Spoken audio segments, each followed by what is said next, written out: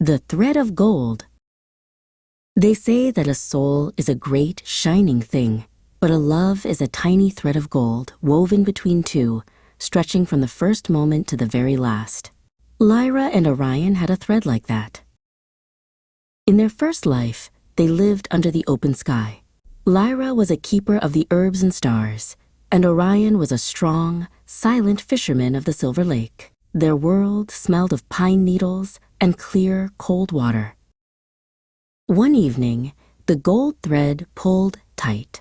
Orion, tending his fire, looked up to see Lyra, whose eyes held the same familiar flicker of recognition as the oldest stars. They did not need names. They only knew they were home. But even the oldest stars fade, and the threads must slacken for a while. Lyra's spirit drifted away on a winter breeze, leaving Orion to whisper promises to the snow, trusting the gold would stretch, not break. Centuries later, the gold thread tightened again. Lyra was now a clockmaker, surrounded by the busy, rhythmic tick-tock of a towering city. She lived for precision and the scent of brass and oil. Orion returned as a cartographer, mapping the bustling streets of the very same city.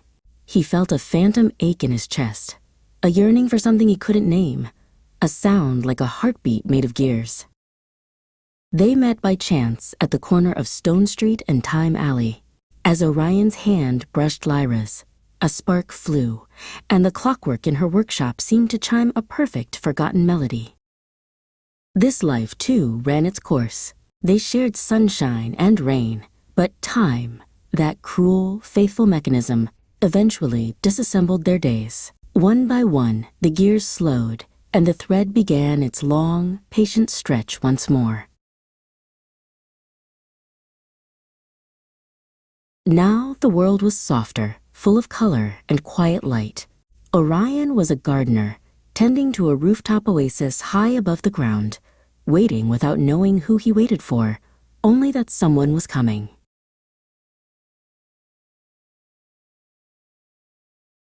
And one bright spring day, a new, golden thread of a soul walked into his garden. Lyra smiled, knowing this was not a meeting, but a simple, inevitable continuation. The love of two souls does not end. It only waits for the next hello.